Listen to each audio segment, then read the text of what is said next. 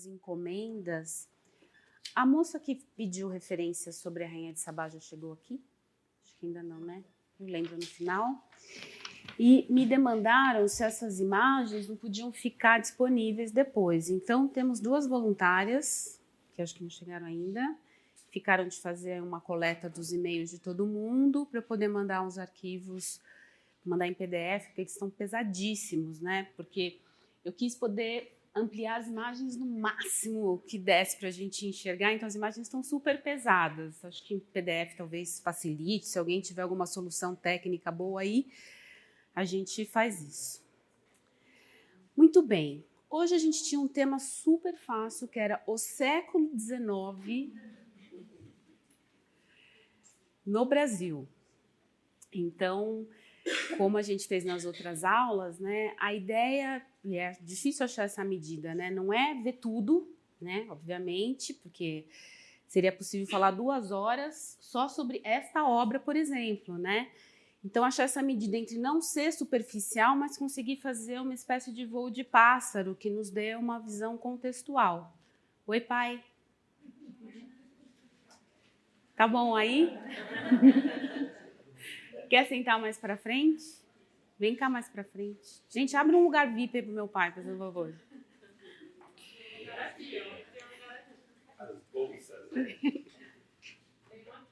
Pronto, ó, pronto.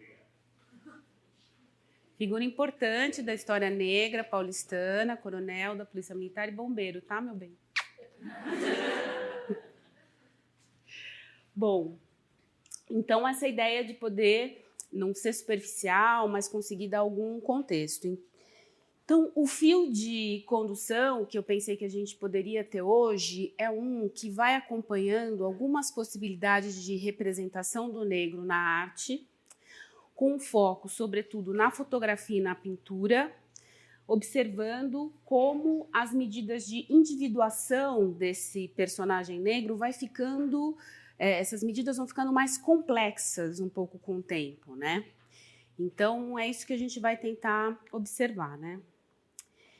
E observar a partir desse advento, né, que é um advento que nos, de certo modo, nos constitui com a configuração que tem as pessoas desta sala e desta cidade, deste país e deste continente, que é o advento da diáspora, né?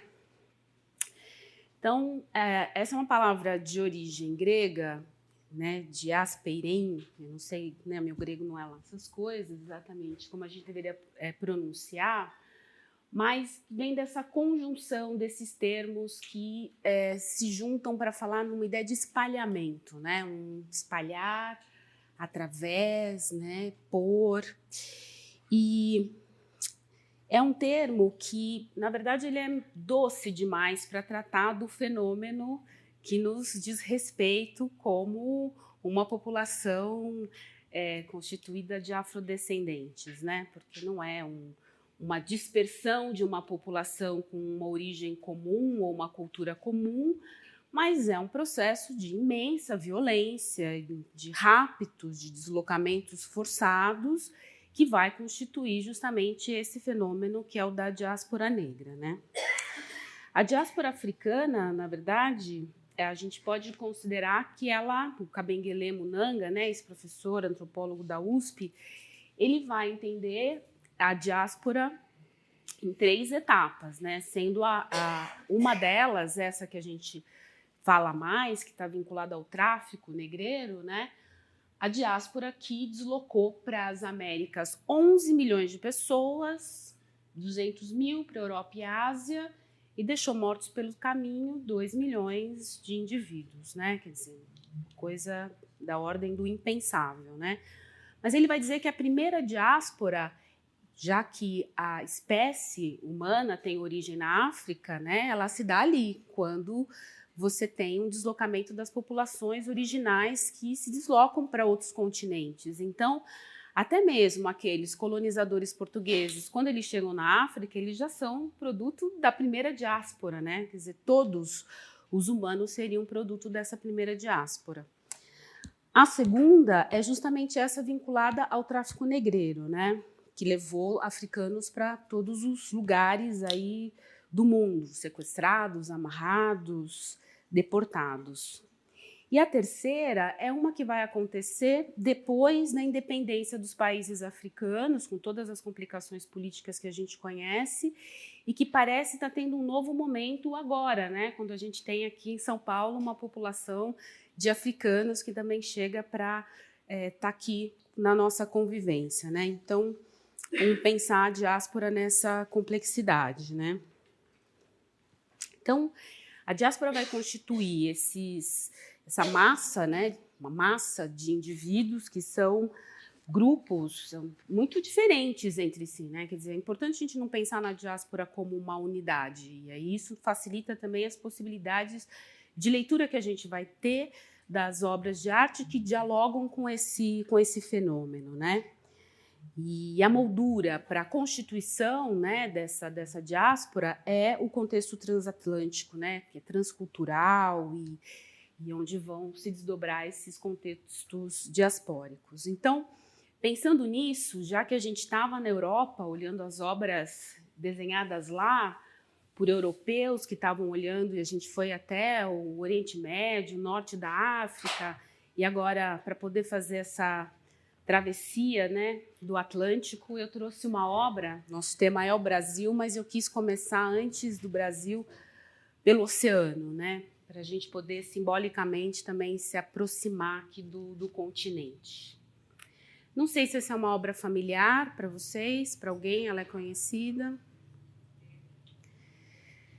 É uma obra referencial, né, na história da arte, que é esse Navio Negreiro, feito pelo Turner, que é essa obra intensa, né, que ele vai constituir, criando essa loucura, né, de cores e de volumes. Você quase não identifica as formas que ele está tentando representar, cria alguns eixos, né, que parecem essas diagonais, que vão ajudar a estruturar um pouco a cena do que ele mostra. Coloca ali um barco, né? Tem aquela canetinha laser super bacana, por favor? Esqueci dela hoje. E o Turner vai estar aqui fazendo uma pintura, né, muito afeita à sensibilidade romântica, que é essa pintura está vinculado a uma ideia do sublime, né? O sublime como aquilo que tem a ver com o terror e com a maravilha, com o assombro, com a força da natureza que é maior que o homem, com essa natureza... Oi? Ah, não tem problema. Vou aqui, subindo aqui na tela, não tem problema. Essa natureza que é maior que o homem, que o assusta, que é uma espécie de presentificação de Deus também, né? Essa natureza. E aí, quando a gente consegue um pouco distinguir, né, essas formas que são da água, que se mistura com o céu, né, dessa luz solar, né, desse sol baixo também no centro da pintura, a gente consegue identificar algumas outras formas também que estão presentes aqui, né? Aqui tem a informação sobre a obra, né, uma data, uma obra de 40, século XIX. E se a gente vai pensar, né, nesse sublime, quer dizer, ele vai estar falando desse universo que é vasto, que é obscuro, que é magnífico, que é ameaçador. Todos esses termos, esses conceitos, que quem vai conceituar muito bem é o Edmund Burke, que vai falar desse questionamento filosófico sobre a origem das ideias do sublime e do belo. Muito obrigada. Obrigada. Olhando mais de perto para a pintura, então aqui tem a tela inteira. Se a gente isola esse pedacinho aqui, de baixo à direita, o que dá para ver, né? Tem um pé, uma perna, esses peixes, um pé que, na verdade, está agrilhoado, né?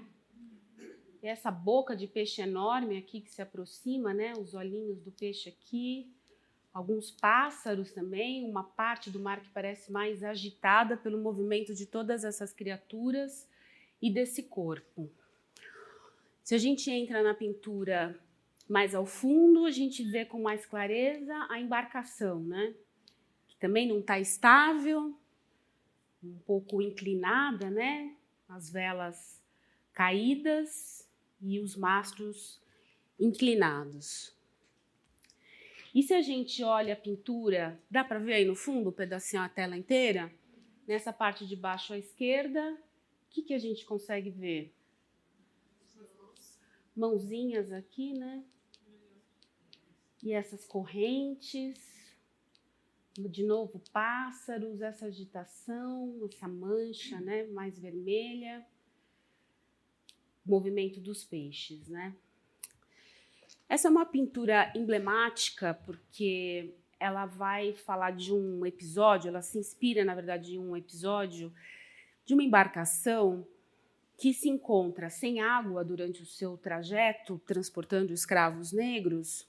E como acaba a água, o que vai fazer? Não dá água para todo mundo, a gente dá para uma parte de quem está embarcado. Então, vamos fazer assim, a gente, dos 400 escravos que estão embarcados, a gente joga no mar 133. Porque daí não tem prejuízo, ninguém morre de sede, né? Nós, tripulação, não morremos de sede também, e o seguro nos paga, porque é uma carga perdida no mar. Então, não há prejuízo, há inclusive ganho. Então, isso gera um julgamento, um escândalo, porque aí vai ter um trial, né? Um julgamento para decidir. Mas, escuta, isso era mesmo uma carga perdida, mas vocês que jogaram...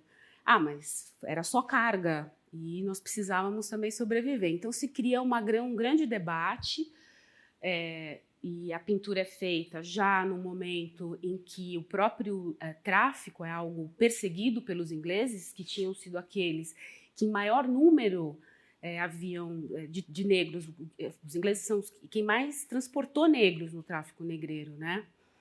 E depois isso fica ilegal, já no começo do século XIX, não só fica ilegal para a prática dos ingleses, como eles vão ao mar fiscalizar o tráfico, sobretudo dos portugueses e dos espanhóis.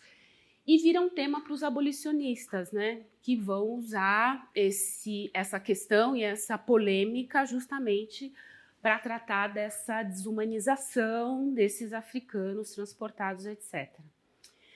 É interessante também, aqui uma nota de rodapé, que o mais importante crítico da época, que é o John Ruskin, inglês, ele vai ser o primeiro proprietário da pintura, vai dizer que esse artista, que é o mais importante do seu tempo, tem nesta tela a sua obra mais importante e vai descrever todas as qualidades da obra, mas não vai comentar o que acontece na cena. Para ele, isso não é exatamente o mais importante, mas sim a solução artística encontrada pelo Turner, né? Então, para a gente pensar como esse terror imenso que é dado pela natureza e pelo absurdo do que acontece com essas vidas humanas, que vão ajudar a trazer esse terrível que está incorporado no sublime que o Turner quer representar, não é exatamente permeável para todos aqueles observadores, críticos, enfim, do seu tempo. Mas eu quis começar com essa tela, porque acho que ela é emblemática justamente desse terror que vai permanecer no 19, que, de certo modo, subsiste em nós ainda hoje, numa sociedade como a sociedade brasileira, né?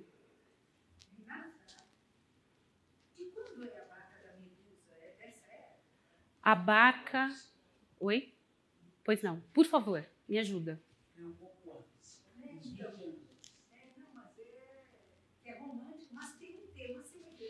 Tem um tema. E também, eu digo, tem uma discussão, né? Eu digo, o tema da pintura rebate um tema que foi discutido na França ou na Inglaterra. Tem toda uma questão que é do tema marítimo, do mar revolto, do naufrágio, da morte na natureza, no caso, no mar. Vamos se salvar, então tem isso. Né? Tem. E que é carregado também um pouco de uma ideia aqui, né, de um relacionamento até com o divino, né, como se fosse um instante de julgamento final, né, de desses elementos da natureza que estão combinados, o ar na forma do vento, a água, o fogo, né, que é um fogo solar que também está impresso. Então, esses são temas da pintura da época, né, e que essa temática marinha e do naufrágio e os acidentes vão reforçar.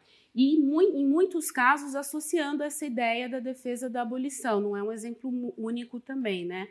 A própria Jangada tem aquela figura negra no topo daquela pirâmide de corpos, né, que acena para aquela embarcação no horizonte, que seria um pouco um sinal de redenção, de liberdade, né? Professor, ajuda, viu? Ajuda, hein? Bom. Então, saímos do mar, né, para olhar Rugendas, ou Rugendas, como preferirem, que vai fazer essa representação de negros no fundo do porão, né? Eu tenho a impressão que essa é uma das imagens da história da arte que são tão familiares como pouco observadas. No sentido de que é quase como um exemplo daquelas obras que viram ilustrações do discurso histórico, sem que a gente, de fato, entre muito para entender o que está composto ali, e isso vai acontecer com outras obras que a gente vai olhar hoje, né? Uma obra que tem microcenas dentro, né? Os personagens estão envolvidos em ações distintas, em diferentes atividades, tem corpos sentados, tem emoções diferentes sendo expressas, tem corpos deitados, tem poses, e acho que vale a pena a gente questionar um pouco o que está aqui por trás, né? Uma das questões que eu acho que vale a pena, eu queria até começar por ela, é essa representação dessas duas mulheres que aparecem em primeiro plano, né? Que estão desnudas, dispostas de uma maneira absolutamente sensual. Vale lembrar que elas estão, né, tipo atravessando o Atlântico, raptadas para serem escravas do outro lado, né? É uma configuração, né? Essas mãos atrás das cabeças, né? É quase um biquíni, né, gente? Que é um pouco uma alusão, né? A uma disponibilidade desses corpos e que a gente pode interpretar essa visão do artista da maneira que a gente conseguir dialogar com ele, né? Como crítica a essa forma de disponibilização, mas é interessante que ele as represente assim. Assim como é interessante que ele incorpore essa figura desse corpo, que é um corpo que vai parecer um Cristo morto, né? Um corpo que é o da deposição da cruz, que é um homem negro que durante a travessia, durante a passagem, morre e que está sendo carregado, então, para fora desse espaço, e há, inclusive, a reação de outras pessoas que estão próximas, tanto esse que chora, como esse que parece assustado, né? E que está aqui mais próximo de nós. Há ainda essa figura que é bem interessante, que é uma figura que está recebendo água e que a gente pode associar tanto a essa ideia de um cálice, né, da paixão, como desse movimento na direção da luz, né, do céu, como quem pede, como quem recebe, né? O que a gente pode pensar é que o Rugendas está fazendo aqui uma alegoria, né? Ele faz uma alegoria dessa situação da viagem, né? Da passagem. Ele não tinha o desejo de fazer uma representação fiel à realidade, mas de criar um pouco essa representação com um caráter simbólico, né? Do que poderia estar acontecendo nessa situação, nesse contexto. Ele é um artista que tem uma visão interessante sobre os negros, considerando o período em que ele viveu. Ele não acreditava nessa dicotomia, né, entre primitivo e desenvolvido, negro como inferior por natureza, por ser negro, né? Ele acreditava, na verdade, que havia estágios de desenvolvimento da humanidade e que os negros estariam menos desenvolvidos, mas que eles poderiam resolver isso, digamos, que eles poderiam chegar num outro patamar de desenvolvimento intelectual, né? e acreditava ser uma completa abominação esse comércio de seres humanos, né? Ele ainda é um artista interessante porque ele reconhece essa existência de civilizações africanas que são danificadas e prejudicadas justamente pelo tráfico e pela escravidão, né? E esse é um artista que vai fazer, e aí a gente começa a chegar mais no objeto que é da nossa investigação hoje, essas representações que são as representações de tipo, né?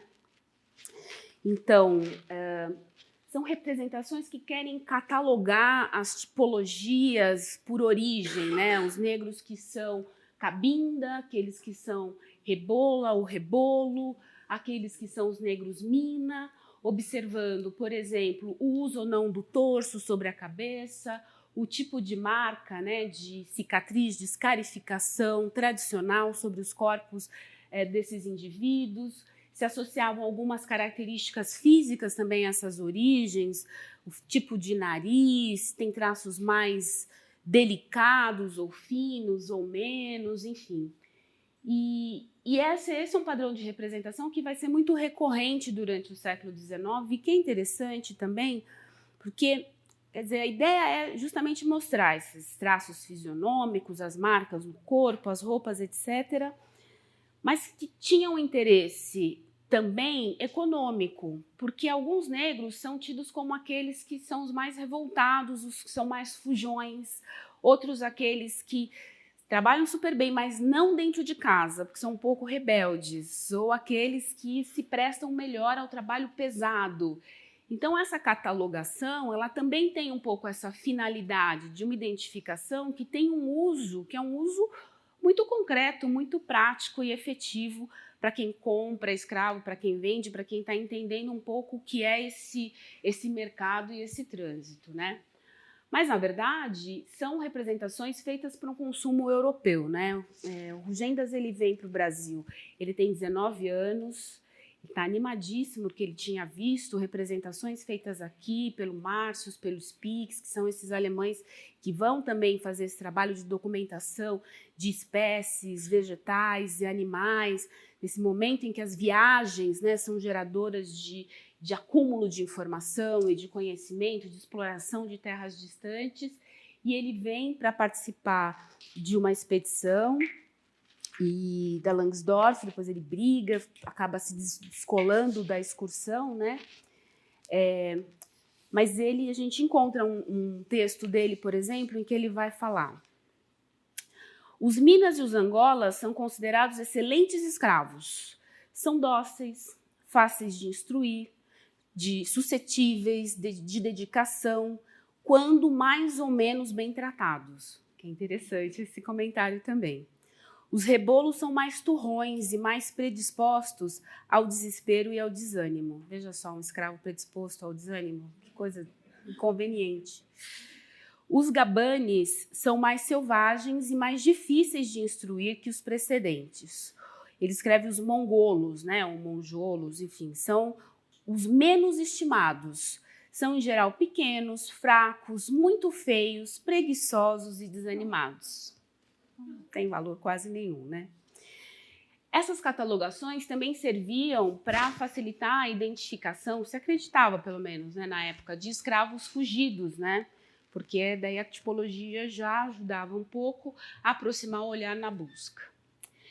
Eu trouxe aqui um desenho que é o que antecede a preparação da gravura, né, desta cabeça.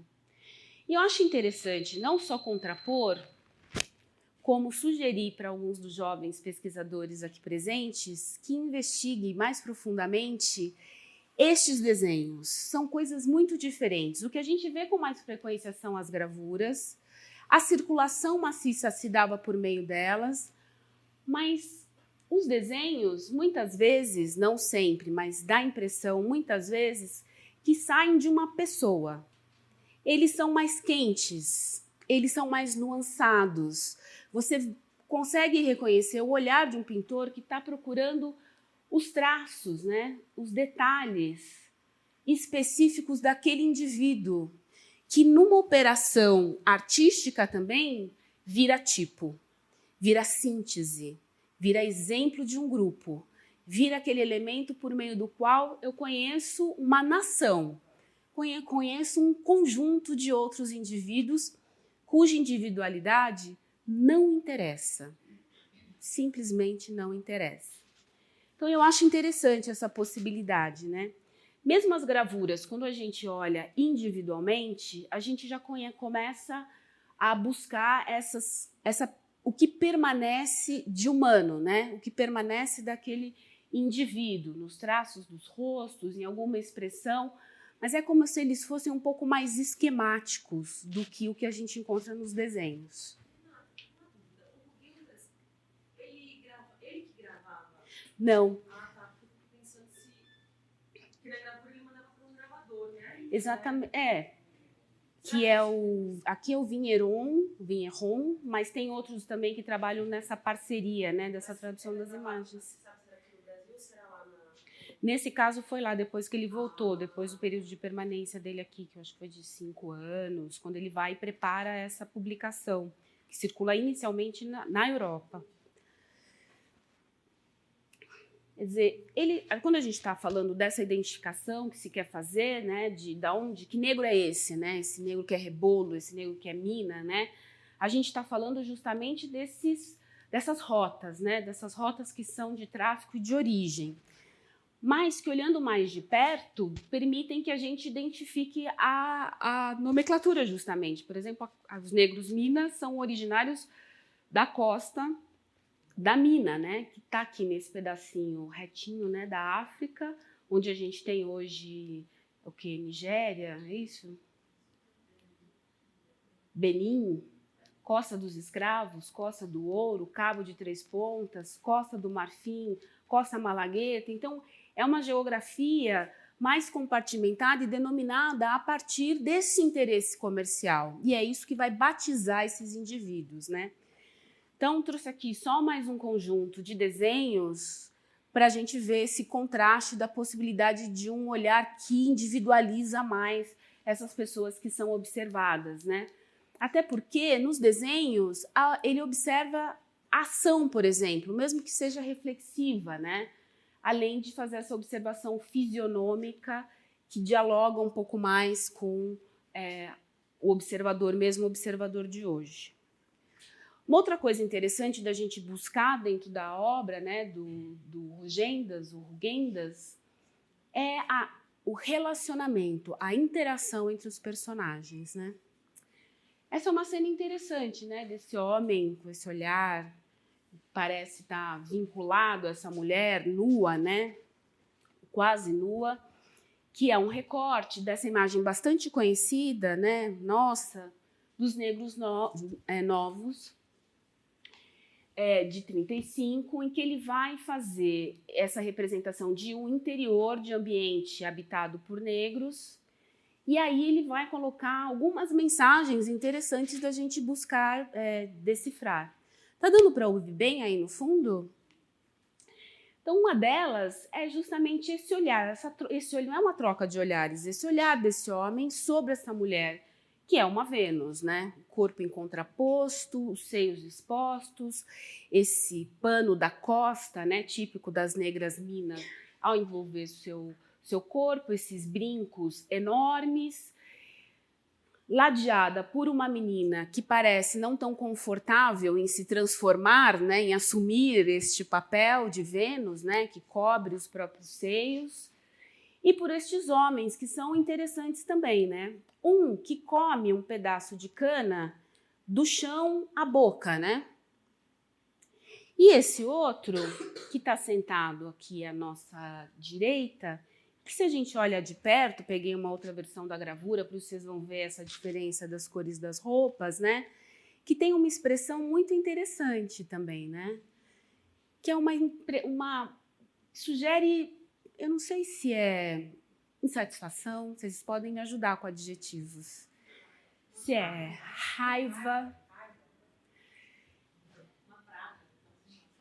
Tem uma coisa de quando a gente compara as figuras, né? Só um dos homens está em pé. e está em pé e bem mais alto do que a mulher, inclusive, né? Como se tivesse um degrau que o elevasse do lado da porta, né? Na soleira. Então, ele está todo coberto, enquanto os outros estão descobertos ou pouco cobertos. E ele tem roupa, ele tem adorno, que é o cinto, ele tem chapéu, ele tem uma camisa, por cima vai um pano, né? Então, é essa oposição de civilizado, não civilizado. E ele é forte, né? Bochecha, corada, e os outros têm esses membros mais franzinos, estão não só sentados, mas também estão curvados. Mas é interessante que essa é uma figura em que essa potência manifesta desse homem branco é como se fosse a potência contida desse homem negro, né? Como uma possibilidade, que é uma possibilidade de uma energia que pode se manifestar. Então, eu acho que a gente tem uma tradição na história da arte no Brasil que é de não entrar no mérito das obras, que é de não entrar nas obras, que é de não fazer perguntas a elas, que é de não explorar os tensionamentos que elas exibem, e que talvez seja uma tendência que a gente tem na nossa sociedade também, que não gosta de olhar os conflitos que estão dados e que podem ser explicitados para o benefício de todos, né? Finalmente, queria dele ainda trazer esse detalhe que traz de novo essa ideia desse relacionamento no meio daquela confusão, né, que é essa obra, a preparação da raiz da mandioca. Tem gente descascando a mandioca, tem gente lá socando a mandioca, tem gente moendo a mandioca, mas no centro da ação tem um homem e tem uma mulher. No centro da ação tem essa mulher que ele representa com esses pés pequenos, com esse corpo desenhado em S, com uma roupa que escorre pelos ombros. As mulheres que estão de costas para nós têm os seios expostos para frente. E as que estão de frente para nós têm os seios cobertos. Então tem toda uma sugestão, quase que como se na combinação desses corpos você visse a mulher toda, né? Então é uma figura, uma obra que tem um clima que é um clima de sensualidade, que é interessante porque é uma sensualidade que sublima a violência, porque a gente sabe da natureza das relações, mas não é isso que ele traz, né? Então é um flerte quase nesse contexto, que é um contexto do trabalho escravo, de um trabalho árduo, de um trabalho duro, com a presença de homens e mulheres aí laborando, né? E ainda, não sei se vocês se lembram, espero que sim, dessa obra que é a da Benoit, né? Esse retrato, né, da Négresse, e que para mim é como se ela tivesse levantado e virado, né? E resulta nessa figura que é a figura que está na pintura, no desenho, né, e também em gravura, aqui, cadê a canetinha? Aqui, né? Não se parecem? As formas esguias, essa roupa que quase não é uma roupa, é um pano com essa amarração junto da cintura, essa amarração também do pano branco junto da cabeça.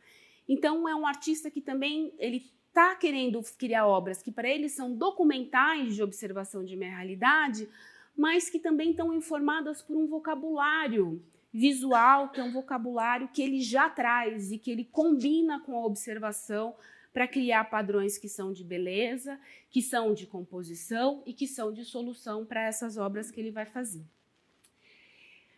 Vou falar do Debré, porque não tinha como não falar do Debré, né? Todo mundo já conhece o Debré.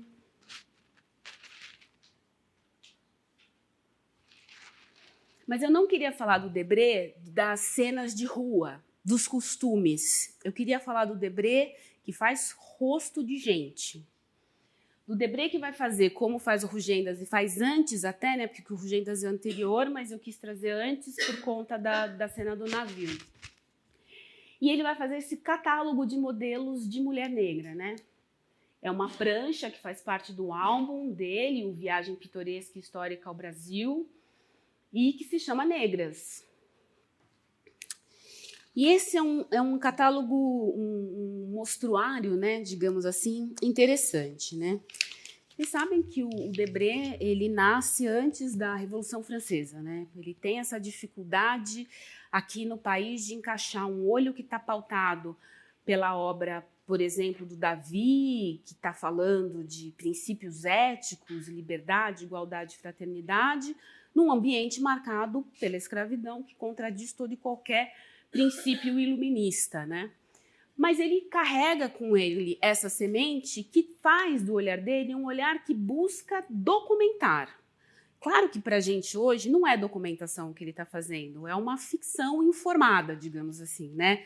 É uma construção, mas que ele evita? Os padrões que são os clássicos, gregos, romanos, e ele quer ser aquela testemunha ocular do seu tempo que está na rua anotando, olhando, fazendo desenhos de um cabelo que se prendia para cima, da mulher que leva os colares e mistura colares ocidentais com outros de contas africanas, que observa, essa gravura até está um pouco colorida, em outros casos tem menos cor, né?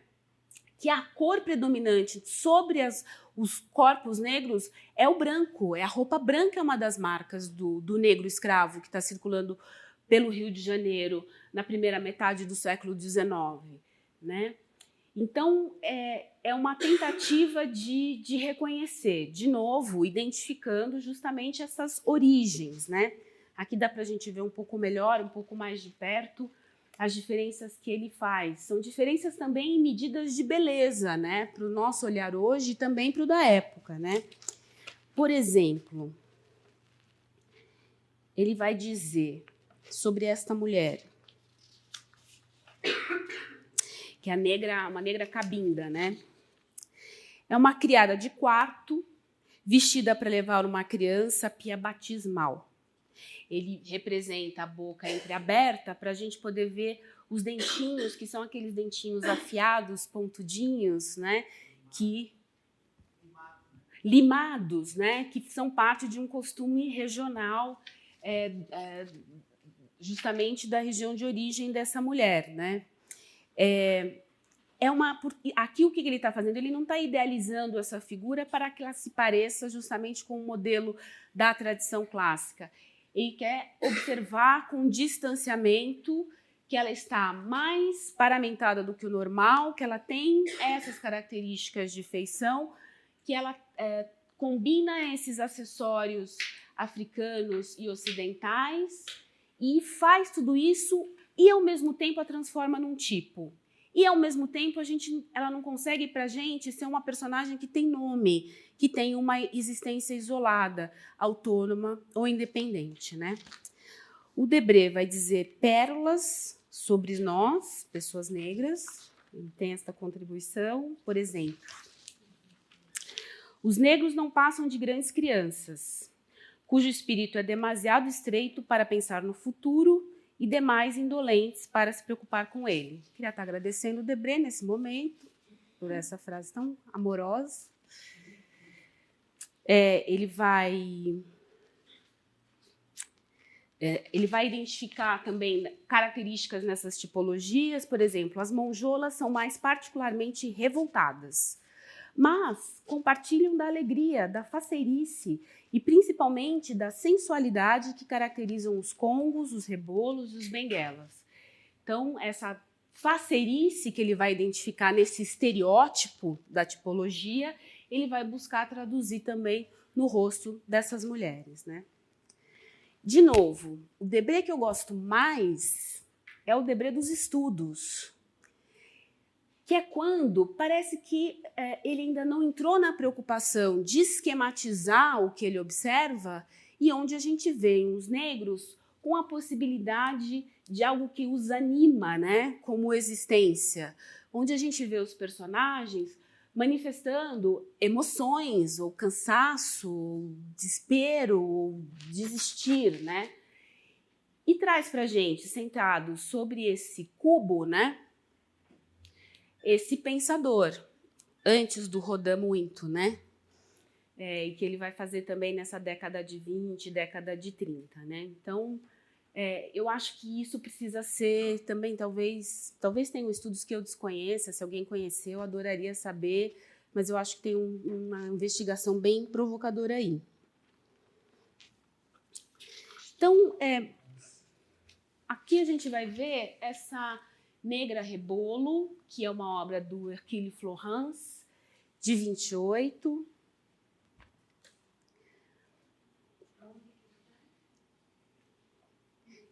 São Petersburgo. A gente vai ver essa negra Cabinda. Então, algumas coisas se repetem, mas aqui se acrescentam alguns elementos também, né? Também a obra do Florence vai se querer documental, né? Estou aqui mostrando para vocês como é a vida no Brasil, como são esses indivíduos, como são essas mulheres, como são estes corpos. Mas tem duas coisas que eu acho que se acrescentam que são interessantes. O primeiro é que ele não está representando uma mulher que está nua. Ele está representando uma mulher que foi despida para ser representada.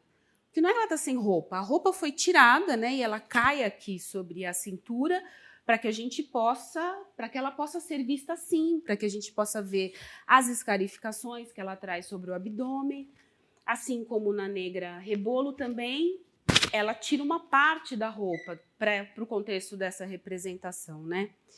Isso eu acho que é uma coisa interessante, né?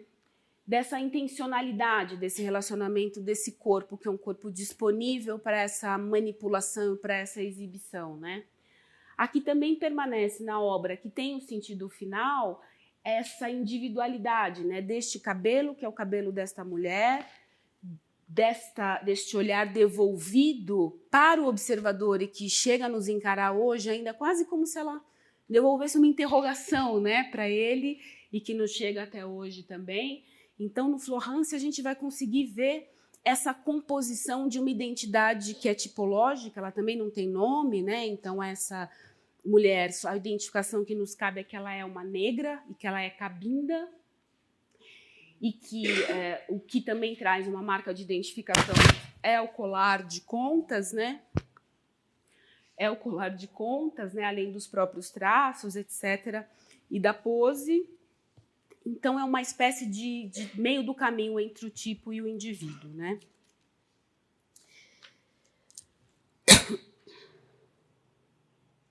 E como a gente viu naquelas imagens de odalisca, e de serva, e de escrava na última aula, de novo, esse nu é um nu tranquilo, né? É um nu que não oferece nenhum problema para ser observado, porque é o nu do outro, né? O nu dessa mulher exótica, diferente, distante também, né?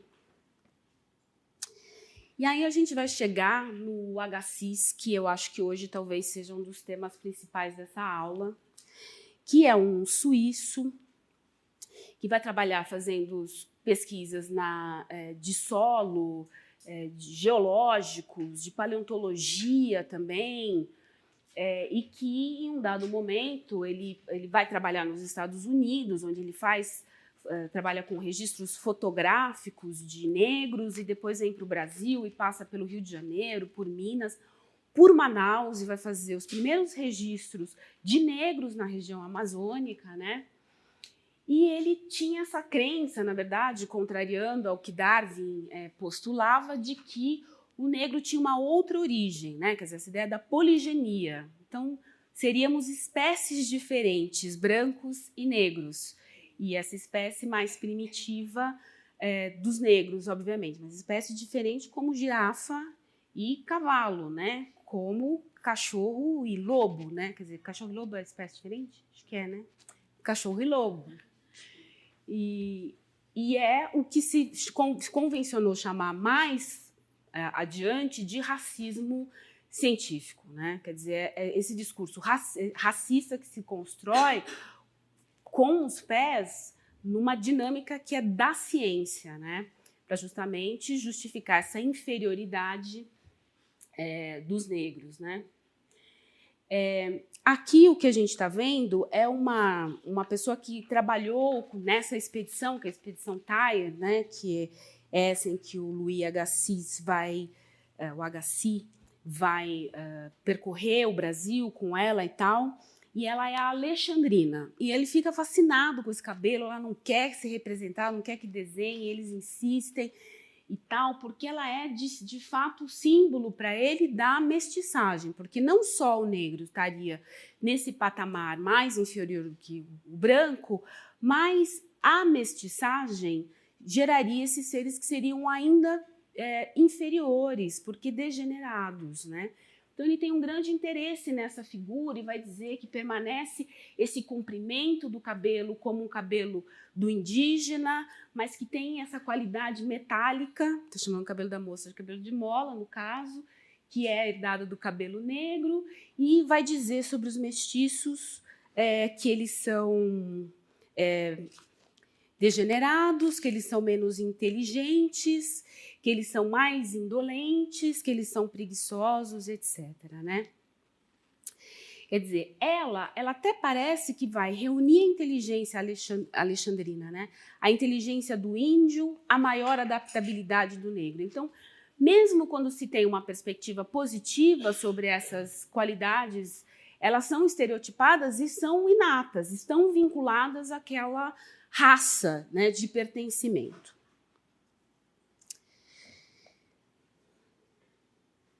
Então, essa é uma ilustração que vai fazer parte do livro que ele vai escrever, o William James, que depois vai ser um psicólogo, que sequer concordava muito com as ideias dele, mas quando jovem fez parte dessa expedição. E é uma das ilustrações que fazem parte desse livro, A Journey in Brazil, que é a viagem ao Brasil. Os textos são do diário de viagem que a mulher dele, Elizabeth, escreve, em diálogo com ele, permeado pelo pensamento dele sobre a poligenia, né? Vou ler um trecho aqui para vocês. A consequência natural de ininterruptas alianças entre pessoas de sangue misturado é uma classe de indivíduos em que o tipo puro desaparece completamente, assim como todas as qualidades físicas e morais das raças primitivas. Quer dizer, tudo que era bom no negro, tudo que era bom no branco, quando mistura, cai por terra. Produzindo mestiços tão repulsivos como cachorros vira-latas, os quais estão aptos para ser a companhia destes e entre os quais não se descobre um único indivíduo que tenha conservado a inteligência, a nobreza e a afeição natural que fazem do cão de pura raça o companheiro predileto do homem civilizado. Simpática a comparação com o cachorro, eu achei. E essa visão que é radical, que é uma visão que, obviamente, para o nosso pensamento hoje de científico não tem nada, mas para a época se apresentava assim. Essa é uma imagem bastante conhecida porque esse escravo chamado Renty, que é um escravo americano, que vai ter a imagem reproduzida, é uma imagem muito vista, ele representa outras pessoas da sua família também. E é interessante porque tem uma montanha nevada, que eu acho que é na Suíça, que leva o nome do Agassiz. E que há um movimento hoje, provocado por uma artista plástica, para substituir o nome da montanha, tirar o nome dele e botar o nome do escravo, chamar Monte Renty, que é interessante, né? Nessa dinâmica de revisão histórica que a gente observa, né? Agora, para fazer aí esses registros fotográficos que vão ser base desse trabalho científico, documental que ele se propõe, ele vai precisar de fotógrafos que são do lugar, né? Então, essa imagem do Renty é uma imagem feita pelo Zilli. E no Brasil, ele vai se associar a um fotógrafo alemão chamado Augusto Stahl, que é um fotógrafo estupendo e que vai fazer esses registros como esse que a gente está vendo, que faz parte desse álbum que ele vai denominar Raça Pura, porque ele está encantado com esses negros de fenótipo mais africano que ele encontra vivendo no Brasil, no Rio e em outras partes também. E vai usar essas imagens, aqui dá para a gente ver melhor, né, como sustentáculo justamente dessa tese. Quer dizer, vejam esse corpo. Então, é um corpo que você pode observar de frente, de lado, de costas. É um exemplar como as borboletas que o cientista ia buscar no mato, prendia com alfinete num quadrinho para poder ser estudado, né? Eu chamaria atenção para o sorriso quase dele, né? Quer dizer, mesmo com essa objetivação desse corpo, né? Esse corpo que se quer um objeto para ser observado, sempre tem alguma coisa que transparece do sujeito que está ali presente, né? Mas o que ele busca fazer? Ele quer aqui criar uma ideia de hierarquias corporais, né? De um corpo que está disponível com esse nível de nudez para observação e que, nesse sentido, faz com que não só o artista e o fotógrafo sejam ambos senhores desse corpo quando o registro é feito, como os observadores também, reproduzindo nesse jogo do olhar e do se apresentar essa dinâmica que é uma dinâmica de poder, que é uma dinâmica do poder colonial, né?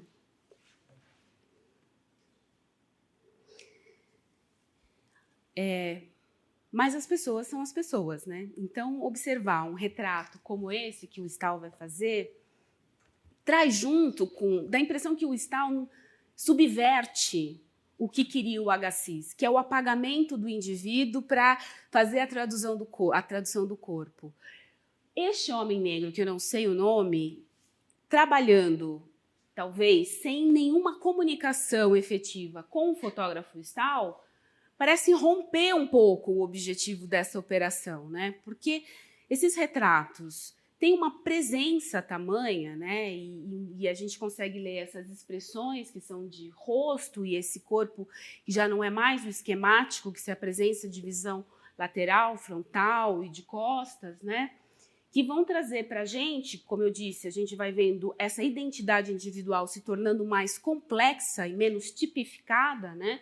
A gente começa a intuir essa presença dessa personalidade, né, que está representada como nesse retrato de homem também aí da década de 60. Né?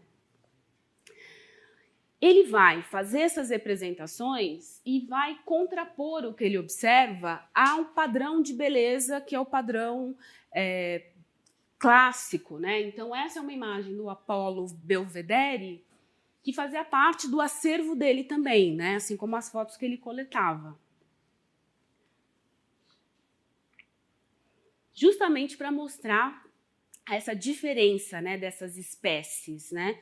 Uma, inclusive, provida de inteligência, a outra não, uma provida de beleza e a outra não. Para ajudar, nós temos ainda toda esses princípios científicos que são construídos, que vão criar uma ficção, que é essa ficção do desenho do crânio e do rosto como algo que é indicador justamente desse nível de evolução e da inteligência dos indivíduos. Então, vai se dizer que quanto menos inclinado é o rosto, mais desenvolvido é o ser humano, como é o caso da figura do Apolo. E no outro extremo, a referência é ao macaco. Era muito comum essa equivalência, né, e essa comparação. Então, se criam, e isso é uma construção, uma ficção mesmo, esses desenhos, né, de crânio que mostrariam essa outra tipologia de cabeça do negro, né, mostrando o seu primitivismo. Né. Essa é uma imagem que repete o que a gente viu na representação do homem, mas que vai trazer algumas informações que são interessantes também. Quer dizer, essa objetividade, isso é só um modelo de indivíduo que eu estou trazendo aqui, se perde quando a gente começa a observar, por exemplo, que ela está ornamentada. Que tem pulseira, anéis, colar, brinco, já é um corpo que traz sinais, né? Que traz sinais de uma relação deste indivíduo com o seu próprio corpo. Quando a gente vê que essa mulher, que é uma mulher jovem, está grávida. Quando a gente vê que ela apanhou, né? E que as marcas estão presentes no corpo. Então, procurando dentro da imagem, a gente começa a encontrar esses índices de uma existência individual, né? Índices que relatam a relação dessa mulher com a sua própria vida, né, e com o seu tempo. Não sei se aqui dá para ver um pouco melhor, né? Essas marquinhas. Esse é um retrato que eu acho de uma presença absoluta, né? De uma beleza, de uma dignidade, né? De uma presença dessa mulher com o torso, o pano da costa, né? Possivelmente uma negramina também. Não dá para saber, quer dizer, eu encontrei numa fonte que isso seria marca também de... Não sei se é uma escarificação feita propositalmente ou se é uma cicatriz de uma punição corporal, né? Essas obras todas estão em Harvard, no Museu Peabody. E aqui é um exemplo dessas imagens que ele faz em Manaus e que é interessante porque você vai ver a mulher vestida, depois menos vestida, depois menos vestida, que é esse descascar da pessoa, da sua identidade, né, para que ela se reduza a um espécime, né. Preparando essa aula, eu olhei essa imagem e comecei a chorar. Eu espero vou fazer isso agora, né?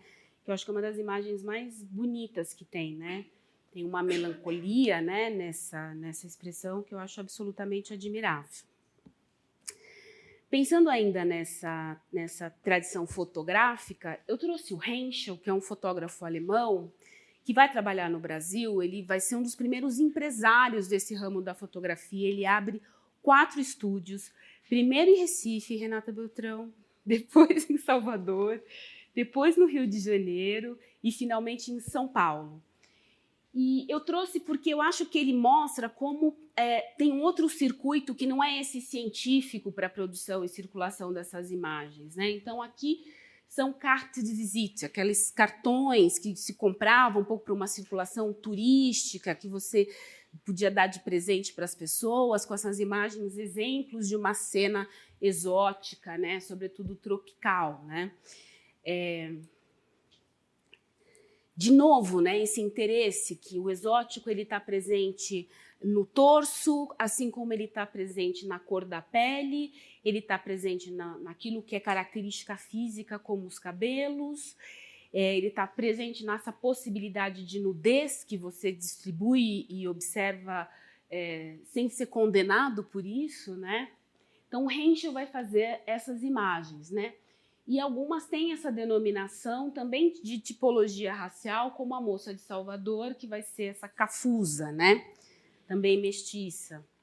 Ou essa outra cafusa que ele faz, né? Com essa roupa que a gente identifica como roupa de baiana, com as joias, né? Essas belezas de pulseiras e colar, além do torso, sentada tranquila, né? A nos contemplar hoje.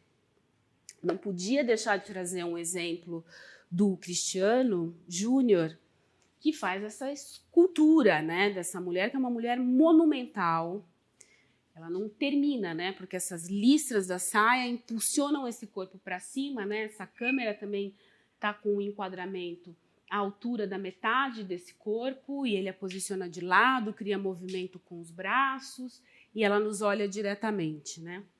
E uma vez eu li um comentário sobre essa obra que dizia: a coitada da escrava, que é submetida. Tem tudo isso, mas tem muito mais, né? Tem uma majestade nessa mulher que é inalienável e que é importante que a gente enxergue e possa reconhecer também. Então, um contraponto a essas imagens, que são as que vão trazer essa figura, que é a figura escrava, e a figura que é observada, a gente vai ter a figura que quer ser registrada. Quem é que pode entrar no estúdio fotográfico e dizer: quero me fazer representar assim? Que tem escolha, que tem agenciamento, né? Quem pode não vai se representar naquela tipologia, né? Descalço, sem roupa. Geralmente são os negros libertos, às vezes são negros que ainda são escravos, mas via de regra, com um relacionamento mais doméstico, vinculados à casa. São aquelas fotos, por exemplo, que a gente vê das amas de leite com as crianças, né? Então, são fotos que estão registrando também um relacionamento dono-propriedade, né? E eu escolhi esse, que é desse estúdio chamado Firmino e Lins, ele está na minha dissertação de mestrado, também porque a gente sabe o nome dessa mulher, né? Metade das páginas está de ponta cabeça, só um momento, por favor. Que é Antônia, né? Antônia Herculano, casada com um homem que se chama Herculano, e que é um retrato, nos padrões de um retrato de senhora branca, né? Do século XIX, pela roupa, pela próprio desenho do corpo, porque tem esse corpete, né? O espartilho que desenha a cintura. Também pelas maneiras que se anunciam no retrato, apesar de ser uma imagem estática, o gesto sobre a cadeira ou a mão que leva a um leque anunciam gestos que são gestos que não são do trabalho, que são de um para serem ativados em outros ambientes, em outras relações, né? Os cabelos, né?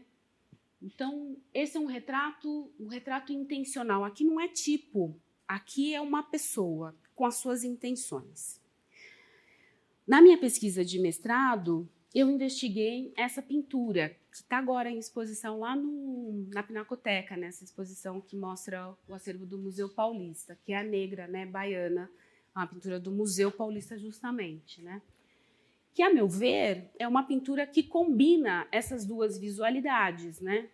Essa que traz elementos que são dessa cultura afro-africana, afro-brasileira, com essas outras que são, essas outras referências que são de outra classe, né, social, dessa referência da mulher branca ou da escrava liberta, né?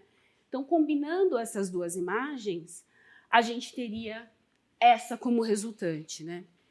Que é um escândalo, né? Essa quantidade de colares com essas bolotas de ouro, que são joias de negras, né? Aquelas joias de crioula que a gente, como são os balangandãs, como são outras peças que estão aí em acervos. O Museu Afro tem uma coleção grande dessas obras, dessas mulheres que usavam esse ouro porque era símbolo de poder dos seus mestres, proprietários, senhores, sei lá, mas também porque muitas eram negras de ganho, que tinham rendas próprias, podiam comprar, era um jeito de juntar dinheiro para pagar a alforria de outros negros, para contribuir com redes que facilitavam o escapar de negros que eram fugidos. São joias que têm um valor religioso também. Então, essa mulher consegue fazer, por meio desse retrato, que possivelmente ela tenha tido uma participação nesse desejo de se fazer representar, porque ela consegue conciliar esses mundos. Mas mais do que conciliar, porque a Dona Antônia faz isso também. Ela junta a pele negra dela com a roupa que seria usado mais frequentemente por uma mulher branca.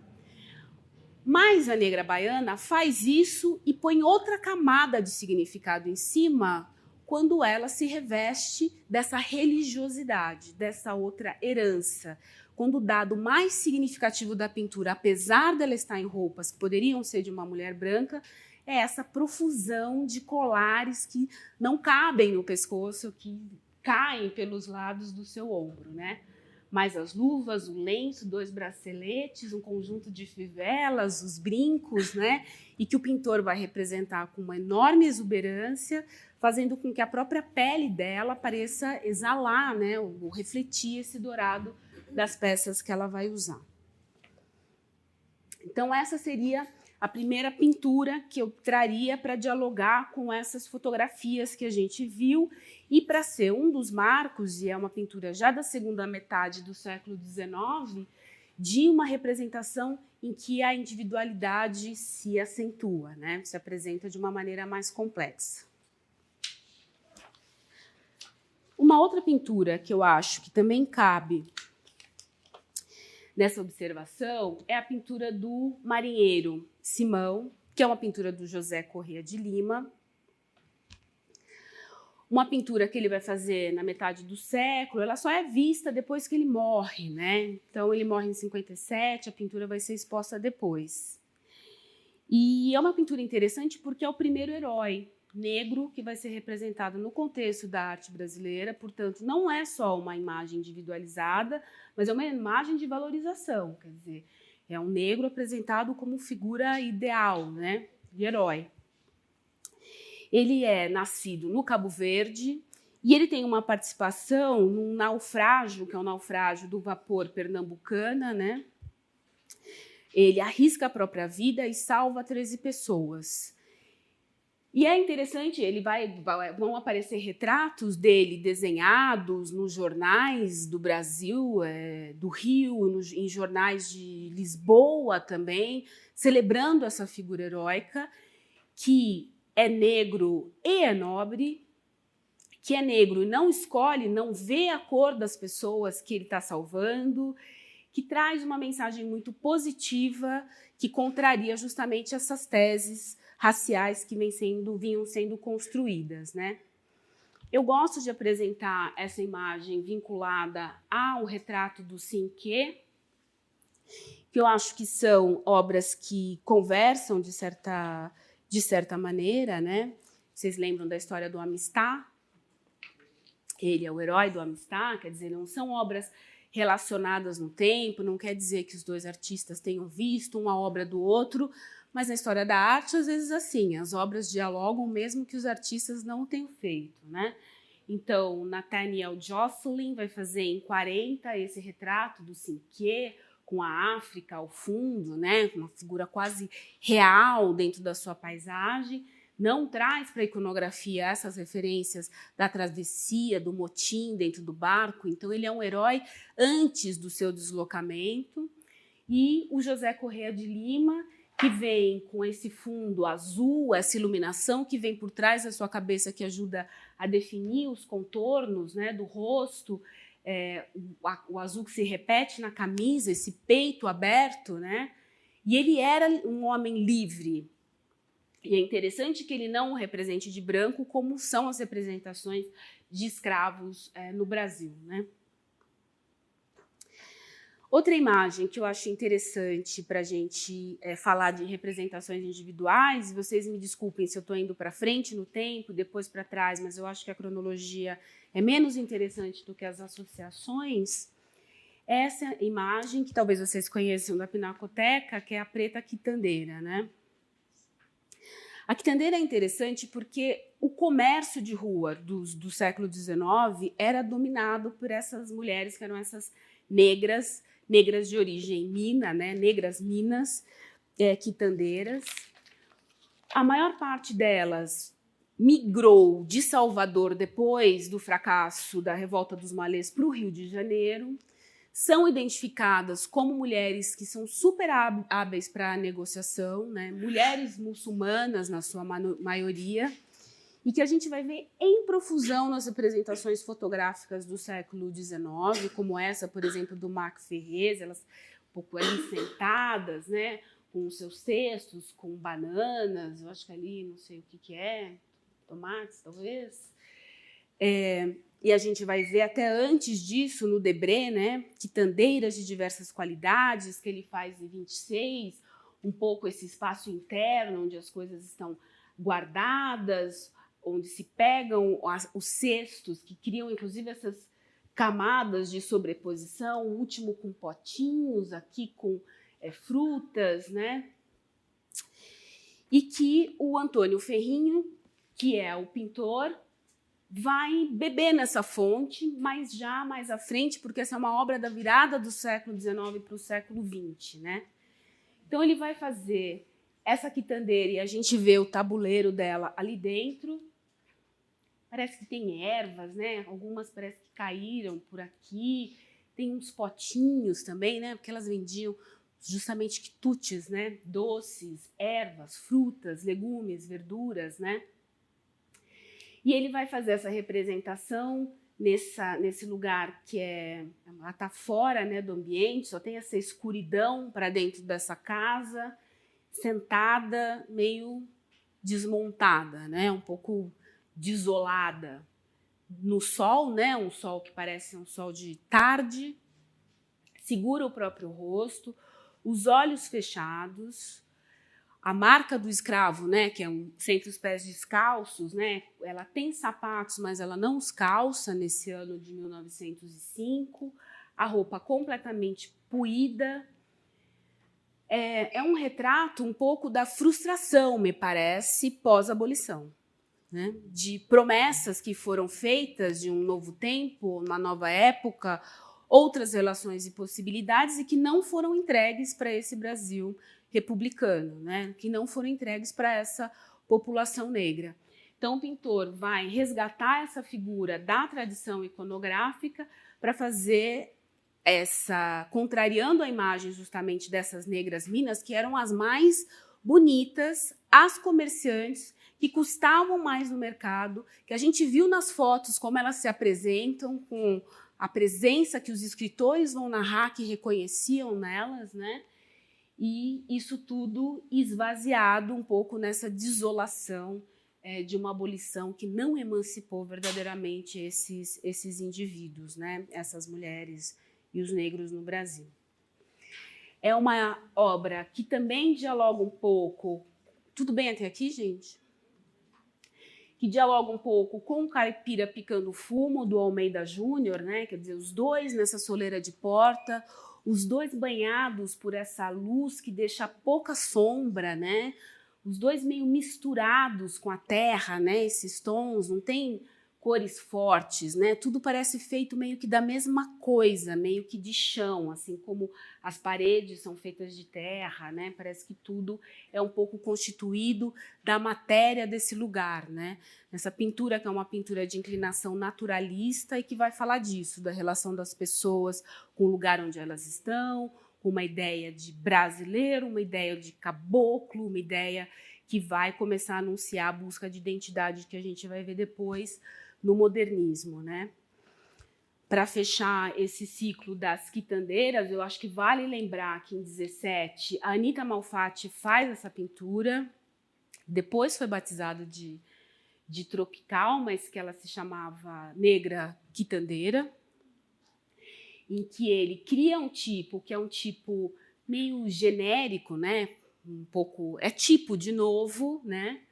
E o Tadeu Chiarelli tem um texto interessante sobre essa pintura que ele vai dizer, vai resgatar as críticas da época que dizem que as frutas, um botânico poderia identificar especificidades de cada uma pelo modo como são representados, mas que a mulher é uma mulher meio indefinida como personagem. Então esse interesse de voltar para a imagem do negro, e isso depois a gente vai ver muito no modernismo como esse tipo. Então, é o bendito do Cavalcante e as mulatas, né?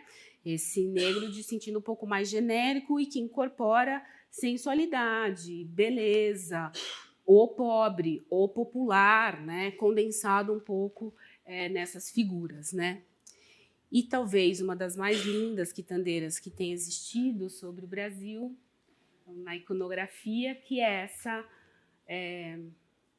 negra tatuada vendendo caqui, que é do Debré, e que tem esse olhar melancólico, né? Que eu acho que também ajuda a criar esse mito que é o do banzo, né? Desse pensamento que está distante, que está em outra terra.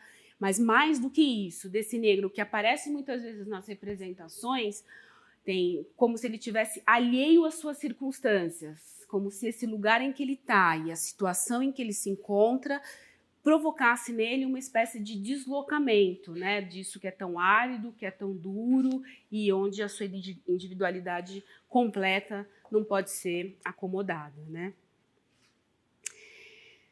Ainda pensando em fotografia, nós estamos aqui numa passagem, falei que a gente ia falar do 19, acho importante entrar um pouquinho no século XX, porque a estética do século XIX vai se transformar justamente nessa virada, né?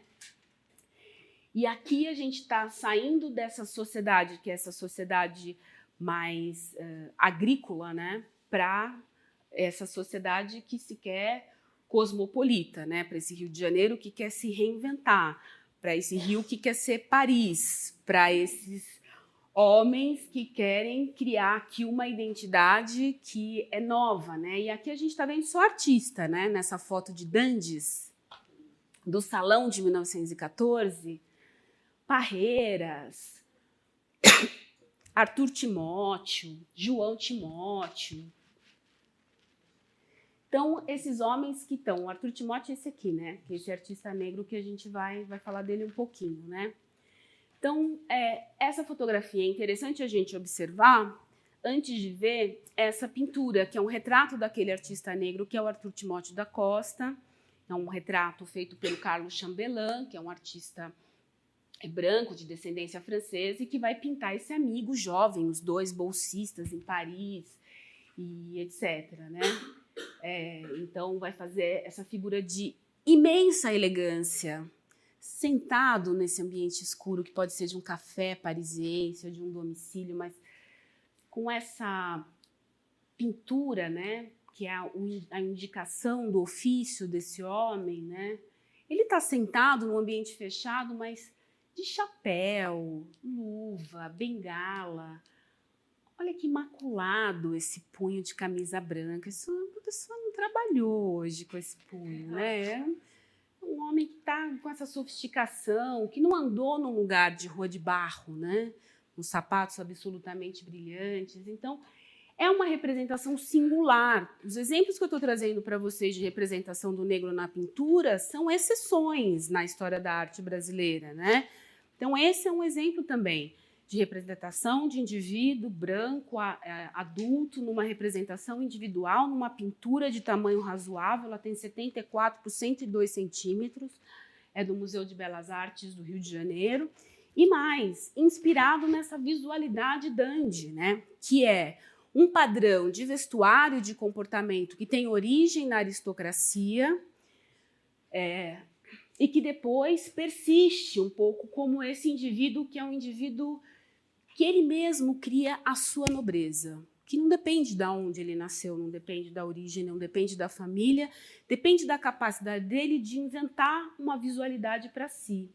As roupas que ele escolhe, a elegância com que ele consegue, inclusive, ser quem dita a moda, o modo dele falar, o tipo de humor com que ele desfere as suas palavras. Então, o Dante é esse homem que se inventa, e que se inventa para habitar um mundo moderno, que se inventa para ser a expressão desse projeto moderno de sociedade em que cabe democracia, em que cabe mobilidade social, em que cabe uma porção de coisas, né? Então, essa é uma imagem da segunda metade do século XX, né, francês, e aqui tem duque, tem conde, quer dizer, esse dandy, primeiro como um símbolo de sangue azul, de nobreza, de elegância e de compostura, e que ao longo do século, na entrada do século XX, essa possibilidade mais fluida de agenciamento sobre a própria identidade, né? E o Arthur Timóteo vai ser um artista, além dele ter aquele retrato que é super bonito, né, que é o objeto do meu doutorado, que eu terminei agora há pouquinho, ele tem mais 3 autorretratos que permitem para a gente, como eu disse para vocês, não só observar em cada uma identidade mais complexa, mas contrapor essas imagens, e o jogo fica mais complicado e saboroso ainda, né? Esse primeiro é um retrato do Museu Afro, né? Um retrato em que ele se representa com esse jogo de luzes, né, sobre o rosto. Ele se faz com essa jaqueta, esse avental de pintor, né, incorporando esse atributo do seu ofício. Assim como no museu, no autorretrato da Pinacoteca, ele vai acrescentar os pincéis e vai mostrar que ele sabe pintar. O maior atributo dessa pintura talvez não sejam os pincéis e a palheta, mas sejam a habilidade que ele tem para criar esse sombreamento sobre um rosto negro, mantendo essa definição absoluta e delicada das feições. É uma pintura de fatura incrível. E eu localizei essa foto justamente, que eu acho que dialoga obviamente com a construção da pintura que ele faz. Assim como eu acredito que ele está olhando para o Degas. Então, a gente está aqui na virada do século olhando uma construção de identidade que, em primeiro lugar, é em primeira pessoa. Isso já muda tudo, né? É um negro se representando e buscando referências num campo ampliado. Não é só que não é mais um tipo e que é uma pessoa criadora que é um artista que está olhando para sua pele, para sua identidade como artista brasileiro, como está olhando para a arte da França e se informando sobre ela e se espelhando em personagens importantes dessa arte também. Então, ele está interessado no Degas, que faz esse retrato de juventude na década de 50, né? Também jogando com esses contrastes de luz, também incorporando esse avental de artista para atribuir a sua própria identidade e o seu ofício, né?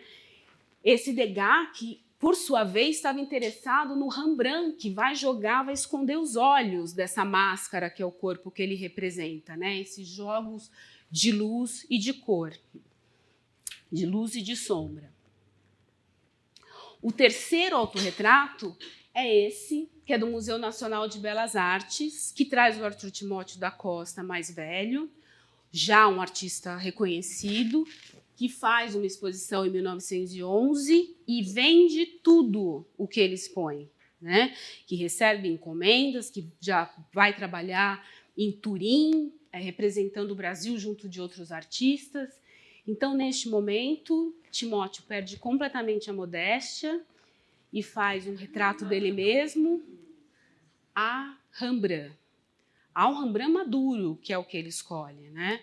O Rembrandt, mestre absoluto, rei do autorretrato, e ele vai emprestar do Rembrandt o amarelo, que ele coloca no avental, o vermelho da faixa, que ele traduz em gravata. Foi uma alegria descobrir esse retrato para poder fazer essas aproximações, né? Substitui a boina no Rembrandt por um outro chapéu, que joga o mesmo tipo de sombra sobre seus olhos. Esse é um instrumento, né? Aquele instrumento que o pintor usa para apoiar o pincel, para não manchar a tela. Eu esqueci como é que chama. Se alguém souber, é só para ir. E que ele substitui pela palheta e pelos pincéis. Quer dizer, esse é um homem negro, aí, antes de chegar à segunda, começo, né, 19, segunda década do século XX, se olhando e construindo uma nova tradição, né? Uma tradição de representação de homem negro diferente das que a gente está habituado a ver. A Correia de Lima é também uma imagem positiva, mas o herói, de certo modo, narrativamente, ele também é um tipo, né, de desenhos genéricos. Aqui a gente está falando de uma personalidade, a gente está falando de uma vocação, a gente está falando de uma habilidade, a gente está falando de talento, a gente está falando desse homem se olhando no espelho, olhando para trás e se cotejando com os grandes do seu ofício, né? Com o Rembrandt, com o Sir Joshua Reynolds, que é o primeiro que tem essa loucura de selfie, que também se faz de maneira absolutamente grandiosa nos seus retratos, né? Esse é um retrato de 1780. E esse Arthur Timóteo, esse pintor que vai fazer paisagens incríveis, pinturas que vão namorar com o impressionismo, como a Dama de Verde, que é do MASP, outras que têm um cunho um pouco mais naturalista, um pintor que participei na semana passada de uma banca, que era uma pesquisa sobre ele, muito mais precisa ser feito.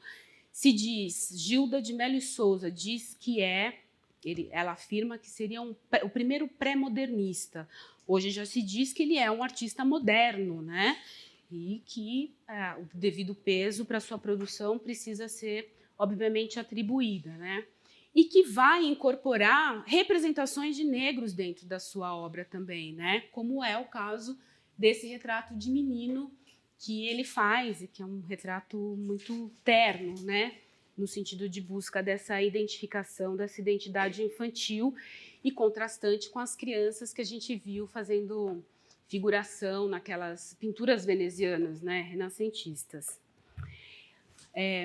Voltando para o retrato do Timóteo, um retrato que a gente consegue estabelecer outros paralelos interessantes ainda, como com Whistler, a mãe do Whistler, né, que é o arranjo em cinza e preto, ele adota a mesma pose, algumas soluções construtivas se repetem, a própria presença do quadro, né, que os pintores adotam, a economia de cores.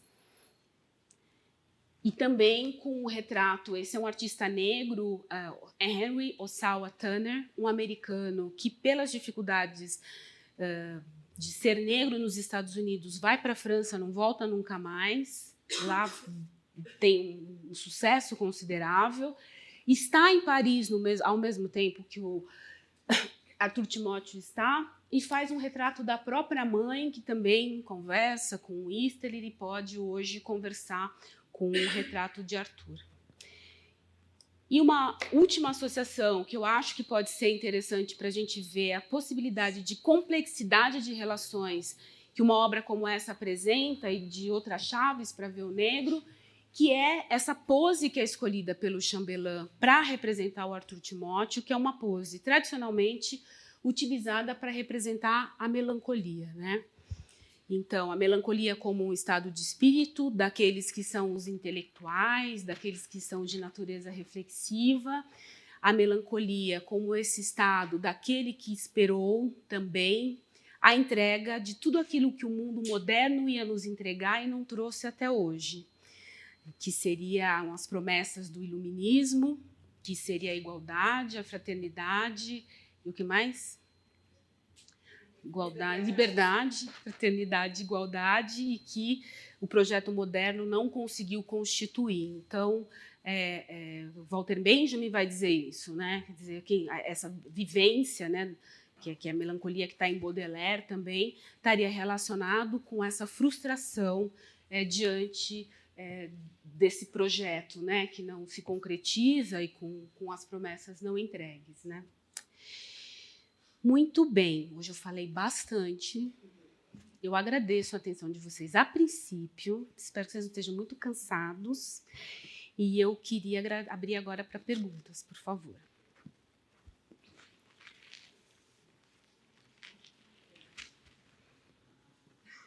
Ninguém tem pergunta? Pode fazer. Sim. Uma pergunta, mas é lá do começo. Lá do começo? Fala de onde? Aquela figura daquela mulher negra com chapéu. A figura da mulher negra com chapéu. Vamos lá.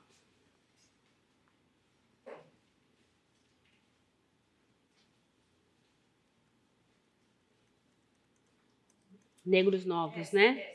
Isso. Renato, eu tenho a impressão que esse tipo de mulher negra, ele se repete em outras representações. Me lembrou o Ecaute. O chapéu. A África. A África também existe um contraposto e esse tecido também caído. Eu acho que você tem toda a razão. Eu acho que você tem toda a razão.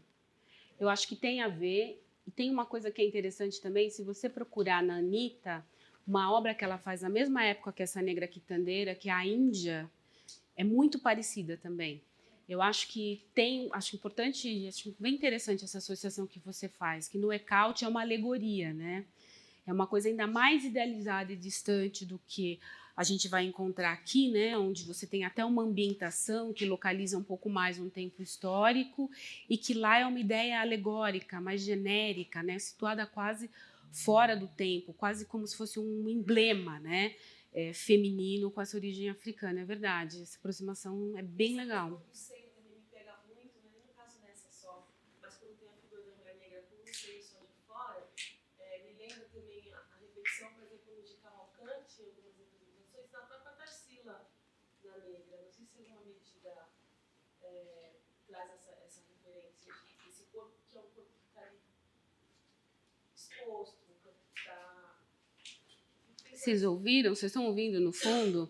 Ela está dizendo que chama a atenção essa exposição do seio, às vezes um seio, às vezes dois, né? E que a gente vai encontrar nessas... A gente viu nas orientalistas na aula passada, a gente vê aqui nesses corpos negros do 19, a gente vê...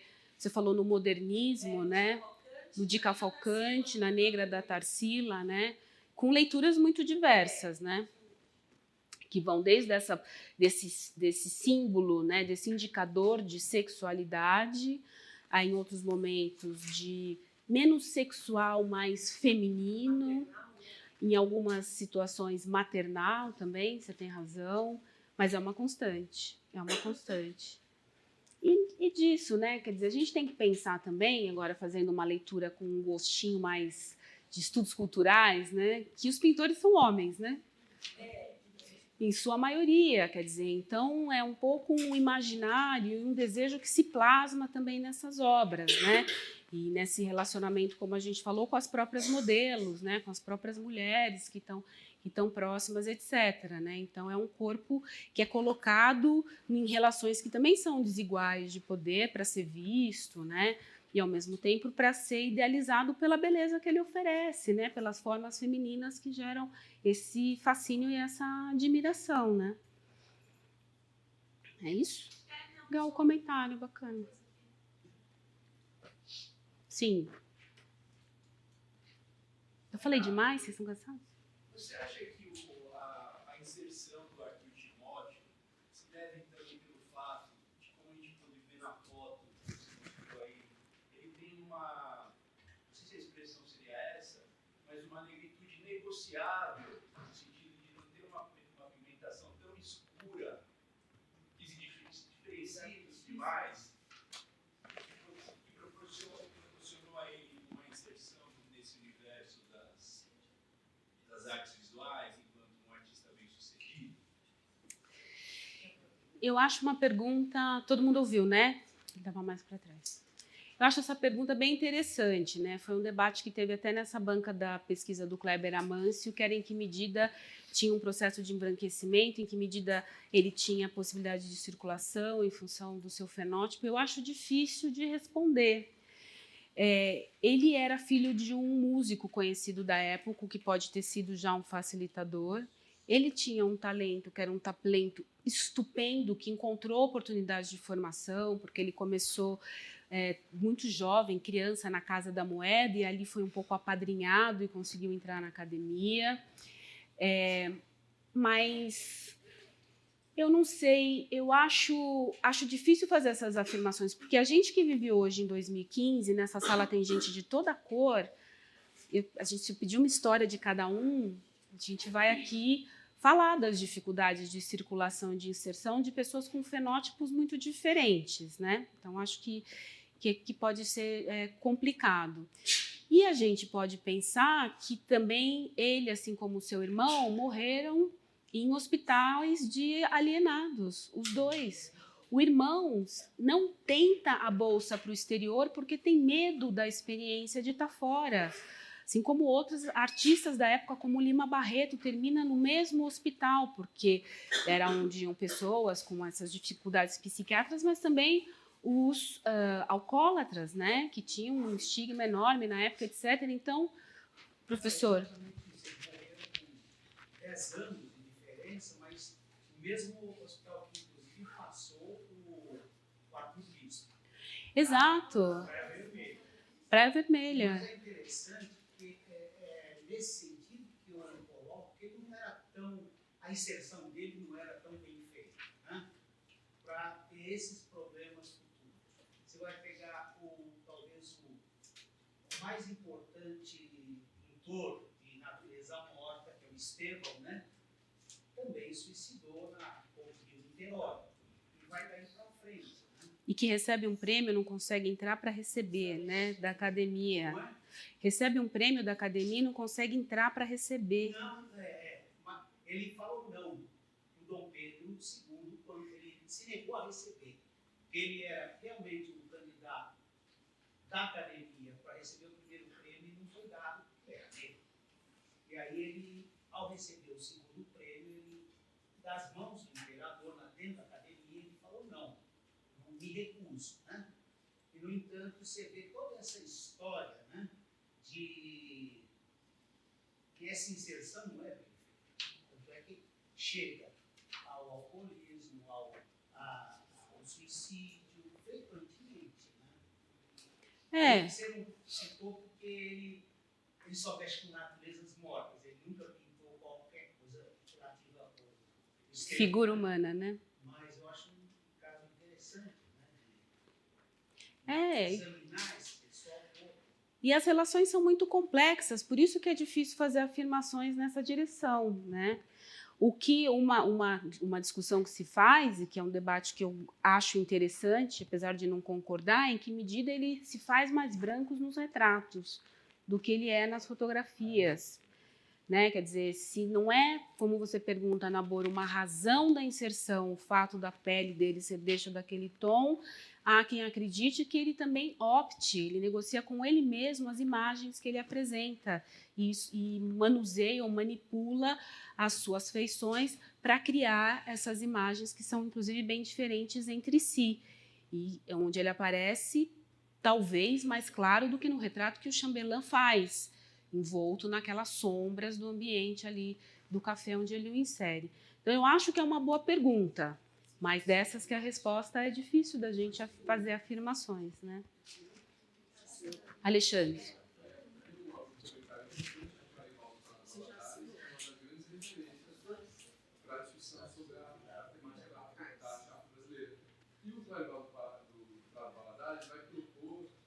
Um conjunto aí de artistas que já não teriam lastro nem afro-brasileiro nem africano nas suas obras.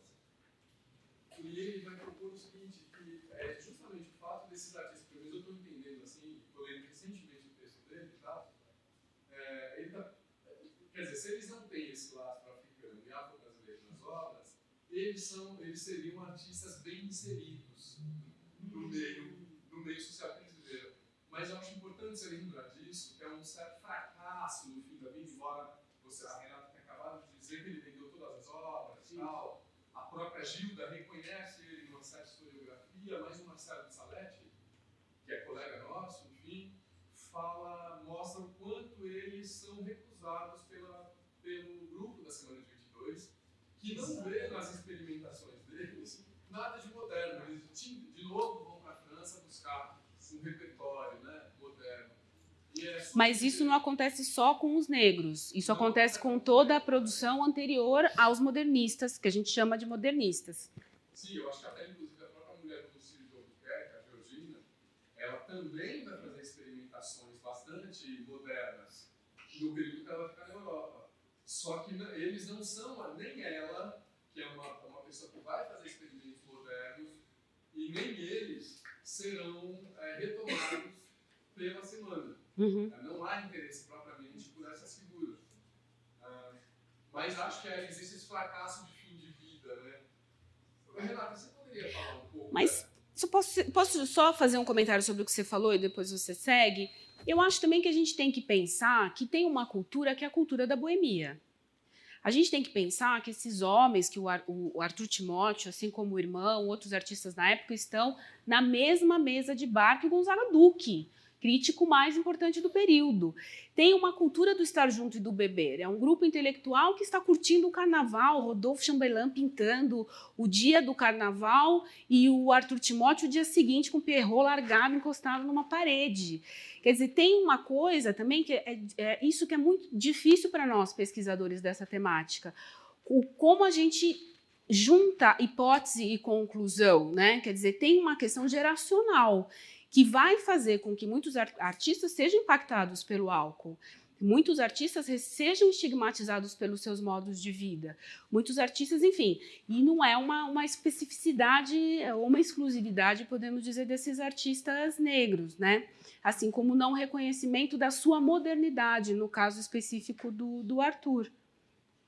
Por favor, te interrompi. Eu queria te perguntar sobre justamente porque a obra dele, doada na Pinacoteca, aí está lá no site da Pinacoteca, inclusive quem foi o doador em 1956. Os anos 50 são anos assim, mega racistas em São Paulo. A literatura já tem demonstrado isso. Há muitas dificuldades de viver em São Paulo. O processo de inserção do negro é muito complicado, assim, porque o racismo é bem elevado, denunciado no jornal. Você tem constrangimento com a bailarina negra que vem para o Brasil e não consegue ficar no hotel. Então, isso é uma situação muito difícil. No entanto, é nesse momento que a obra dele entra. Você mostrou outras obras, efetivamente, não tem só esse artista, você fez a escolha de mostrar ele e tal, mas a gente sabe que tem vários outros na cena, e você mostrou obras dele dentro de diferentes instituições, não é? A gente, a Pinacoteca consegue dizer para a gente quando foi a inserção de uma obra, o que é importantíssimo para a gente entender a trajetória desse objeto de cultura material. Mas você tem noção da inserção da obra dele em outros acervos? Em que momento elas entram? Eu não tenho, não é uma coisa que eu pesquisei especificamente, eu não saberia te dizer. Mas é um artista, a gente tem que pensar assim, que esses acervos, alguns dos mais importantes, eles se constituem em diálogo com a produção acadêmica. Então, são os prêmios de viagem que geram doações, como no caso do Museu Nacional de Belas Artes. O próprio acervo da Pinacoteca tem uma estética muito vinculada a uma produção que é uma produção que a gente pode dizer que é conservadora para os olhos de quem está incorporando as obras no acervo, né? Então, tem um olhar que é muito positivo, e eu posso te dizer que a crítica da época, enquanto o Arthur Timóteo estava vivo, era muito positiva sobre a produção dele. Tem textos muito elogiosos, desde quando ele é muito jovem. Ele é um talento prometedor, é o que é dito sobre ele. A produção, a crítica acompanha a produção dele em vida, faz um obituário em que não se menciona que ele é negro, né? Quando ele morre, ele só morre, né? Daí morre o pintor, né? Mas que vai dedicar tempo para ele. Então, tem um olhar de uma recepção que reconhece. Talvez seja depois, quando o Brasil, na historiografia, resolve esquecer essa produção do 19 da passagem, que o nome dele entra um pouco em recesso e depende de uma certa recuperação posterior, que vai olhar para esses, ele ainda seria chamado acadêmico, né? E para outros pintores novamente, né? Agora, a tua pergunta específica eu não vou saber responder. Essas datas de aquisição dentro dos acervos, como entra, de que maneira, acho que é um objeto de pesquisa bem interessante, importante para seguir. A respeito dessa exposição de 1911, que você fala que deve ter obra dele circulando aí, ainda hoje não descoberta. O Emanuel faz um comentário, desculpa ser enfadonho com essa história, mas foi que me toca muito profundamente, um pouco essa trajetória dessas obras. Né? A gente vai cada vez mais lidar com acervos, até tomando uma decisão hoje importante de ampliar o seu acervo. E o Emanuel fala numa entrevista, num texto que ele escreveu há um tempo atrás, que a maneira como o Emanuel Zamor, um pintor importante também do século XIX, como ele é descoberto. Uma coleção de obras dele descoberta no antiquário, alguém que não sabe quem é aquele pintor, que viveu na Europa e de repente descobre que é um pintor negro super importante.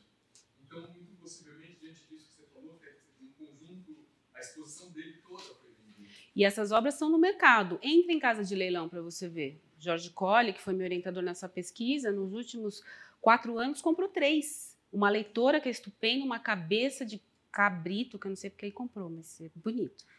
Estranho. Um bode.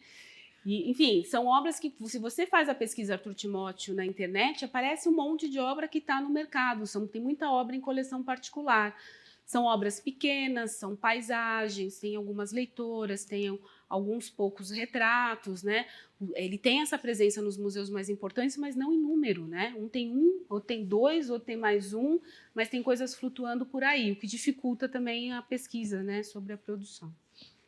Era um comentário mais do que uma pergunta sobre as fotos do Stahl, do Heschel. Algumas foram feitas no Recife, e assim, até o adjetivo que você usou, né, na representação de mulheres de uma forma majestosa.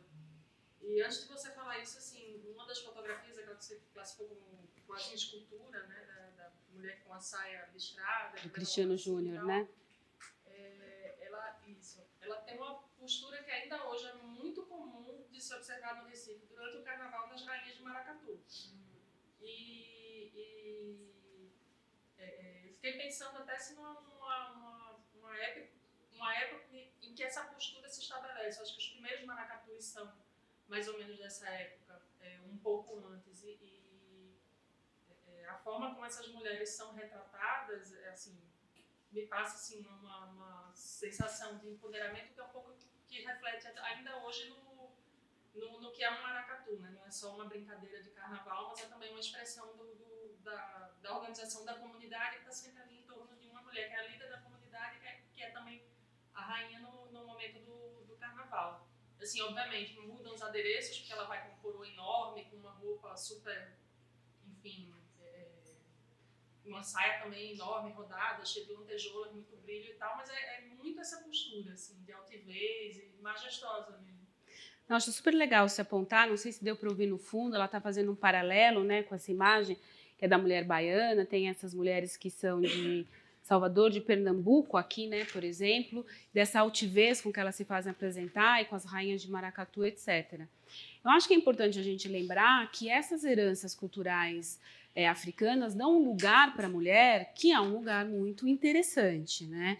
São as mulheres que são líderes religiosas, que fazem, as minas são particularmente especiais nesse sentido, são quem trazem matrizes, né, de religião iorubá para cá, viram referências dentro da sua comunidade, além de serem parte desses negros muçulmanos que tinham escrita antes, que tinham domínio da metalurgia, que vão trabalhar com ourivesaria, quer dizer, tem ali uma cultura que é uma cultura que os faz muito orgulhosos também daquilo que eles trazem e com papéis determinados dentro dos seus grupos sociais, em que esse papel feminino é um papel de muito valor. acho que esse paralelo com o maracatu, que é uma coisa que você conhece bem, é super rico e super interessante, né? Dessa postura, dessa majestade, de uma tradição que se manifesta também no corpo, né? De como ele se movimenta em coletivos, né? Dentro de uma coletividade. Acho super legal. Tânia.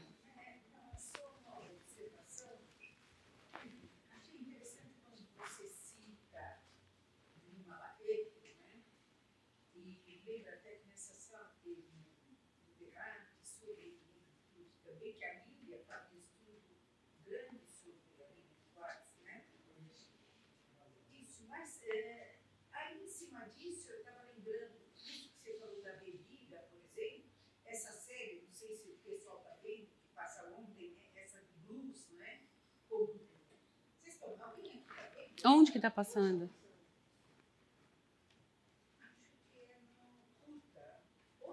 É? Mas é incrível, as segundas-feiras, assim, como tem essa cultura da bebida, eu estou impregnada por ontem, e é incrível essa série, né? Mas, a partir disso, é só uma lembrança, né? Eu lembrei que nós tínhamos comentado, quando você estava escrevendo a tese, outra figura que eu achei que você ia fazer um paralelo, que é uma figura do João do Rio, né? Que tem um pouco isso do Dante, que eu acho que extrapola, mas que também tem esse clima, né? Do negro que se não se reconhece, que tem um pouco essa inserção. Podia falar um pouco disso? Eu acho que o João do Rio, para mim, foi assim, eu tinha lido o João do Rio, até porque eu tinha participado de um projeto que trabalhou com a crônica, mas voltei a ler por conta da tese, porque e achei uma descoberta incrível, porque ele é um personagem com muitas contradições. Então, ele é o cara que vai se embrenhar no Rio de Janeiro para procurar, fazer uma reportagem muito polêmica sobre os negros feiticeiros. Mas, ao mesmo tempo, ele diz coisas que têm uma certa carga preconceituosa. Ele é um mulato, né? Mas que não se apresenta em função da sua cor, e nem precisaria, né? Não é algo que eu diga como se fosse uma cobrança ou uma expectativa retrógrada, né? Retrospectiva. Mas ele vai estar dentro desse circuito, que é esse circuito da boemia. Ele vai ser o dandy, portanto, aquele que incorpora esse desejo do Rio de Janeiro de ser essa cidade cosmopolita e moderna. Ao mesmo tempo, ele critica o tempo todo as reformas e vai atrás das vielas dos becos e da periferia da cidade para reconhecer esse rio, que é um rio que permanece, das tradições populares e negras. Então, o João do Rio, eu acho que joga muita luz sobre este momento, né? Esse momento que é um momento em que a palavra modernidade começa a ter algum sentido no Brasil, como uma marca que se estabelece na paisagem de uma cidade como o Rio, do trânsito de ideias com a Europa, com uma ideia de observação daquilo que pertence verdadeiramente à realidade brasileira. Quer dizer, tudo isso embaralhado se condensa na obra dele com muita cor, né? E, ao mesmo tempo, traz uma outra ambiguidade que é a sexual, né? Então, é um autor gay que vai atrás também das suas experiências numa época em que o preconceito não deve ter qualquer medida de comparação com o que pode ser experimentado hoje, né? Então, ele é uma figura, como o próprio Dandy, que é essa figura de meio de caminho, né? Nem do povo, nem da aristocracia, despreza a elite, portanto, mas anda absolutamente impecável, né? Ele vai ser um condensador de contradições em outros tantos sentidos, racial, sexual, de posicionamento político e também no sentido da poética da sua obra, né? Que é muito sofisticada, mas informada por aquilo que de mais brota com força das raízes da constituição da cultura carioca, né? Popular. Então, acho o João do Rio incrível, incrível, incrível.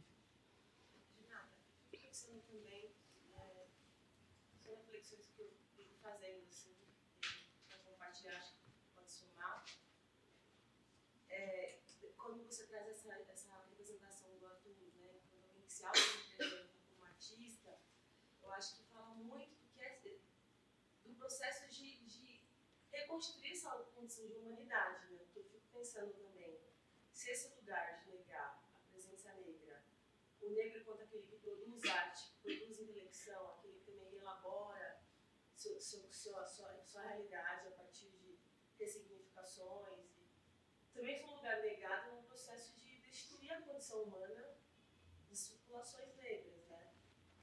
E aí, eu acho que essa insistência, não sei se é insistência, mas esse lugar do Arthur de se autoprojetar como artista, e aí, pensando até no que é a trajetória do Arthur, como vários artistas negros, não só pintores, mas como sambistas, e essa questão do álcool que me pegando muito, se a gente pensar na própria história, que ele que era trabalhar nas minas, na condição de escravizados, você tinha que beber, porque você ficava lá embaixo, numa temperatura abaixo de zero. Então, as condições eram tão insalubres, eram tão desumanas, que o tempo todo essa dimensão de resistência, eu acho que a arte era um dos poucos lugares que se tinha, para quem conseguia acessar, né?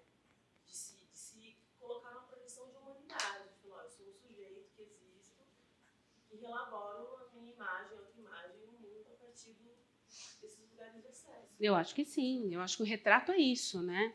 O retrato é a criação dessa imagem que é como eu sou quando eu olho no espelho, é como eu quero que os outros me vejam, né? É como, enfim, ele é essa justamente junção, né? Você pode moldar alguém ali no retrato, se você se faz, né? Se é um autorretrato, mais ainda.